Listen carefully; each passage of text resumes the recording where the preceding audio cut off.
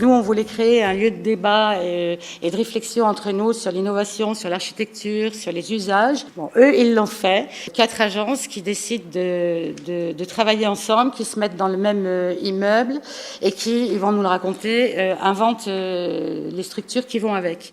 4 agences, donc Phileas, Atelier Dupont, Cause Architecture et BP Architecture.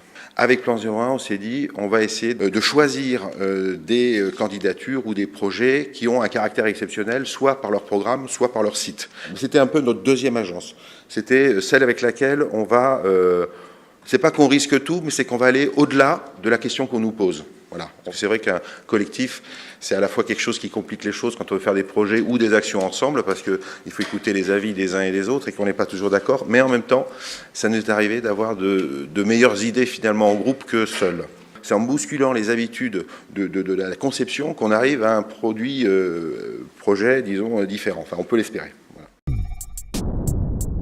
Comment faire pour travailler à 10 sur un si petit projet ?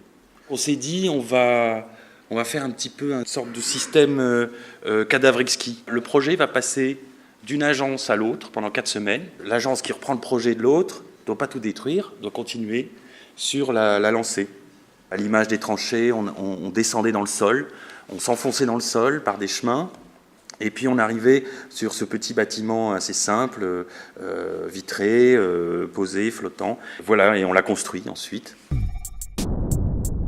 On s'est attaqué à beaucoup plus gros, en Vendée. Ça va la taille d'un stade de foot. Il fallait qu'il soit furtif, qu'on ne le voit pas. Donc on a décidé de le mettre le plus bas possible, de l'enterrer et de le camoufler.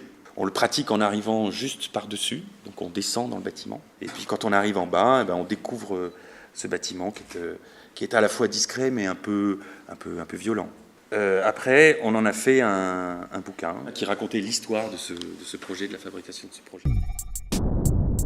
C'est ce genre de projet qu'on appelle, nous, des projets orphelins, où on considère que les architectes ne s'y intéressent pas assez. À 10 autour de la table, on parle beaucoup, chacun arrive avec une idée bien précise, on est tous convaincus qu'on a une idée formidable, évidemment. Il y a un moment magique qui fait qu'il y a une idée qui va émerger. On sait en tous les cas qu'on tient le truc qui va nous fédérer tous autour de cette idée, et qu'à partir de ça, on va pouvoir travailler tous dans le même sens. Et là, cette idée, ça a été le cercle. Une autre notion aussi qui est venue tout de suite et qui n'apparaissait pas dans les crématoriums, c'était qu'en fait, l'arrivée du défunt se faisait toujours, dans la plupart des projets, par un accès pratiquement technique. On a orienté tout notre projet en remettant le défunt à la place qui doit être la sienne, c'est-à-dire la place principale. Comme d'habitude, ça a fini par un petit livre qu'on a publié qui raconte l'histoire de ce projet. C'est vraiment le projet le plus écologique qu'on peut faire. On a gagné ce concours, il ne se fera jamais. Donc et c'est un projet qui s'appelait Recyclo et qui était par ailleurs basé entièrement sur une idée de recyclage. On est parti de cette idée qu'on n'allait absolument rien construire, il n'y aurait pas de fondation, on n'allait pas toucher au terrain, on allait le restituer en mieux après, puisqu'on allait quand même le travailler, et transformer le slogan de l'idéal olympique en slogan de l'éco-conception sur réduire, réutiliser, recycler. Donc l'idée a beaucoup plu et on a gagné.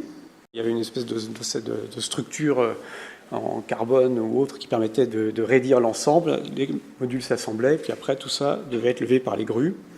Évidemment tout ça après les Jeux, donc on repliait les toiles, on les mettait dans les containers avec un beau sigle des Jeux Olympiques et ça devenait une espèce de gigantesque base d'assistance de modules pour des situations extrêmes à la disposition des pays du monde entier.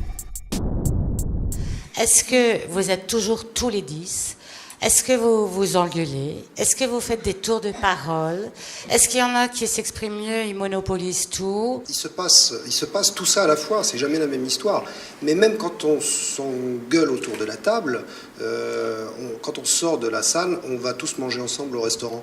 Il y a des tas d'idées qui arrivent, qui fusent, et l'idée qui résiste, elle est forcément bonne.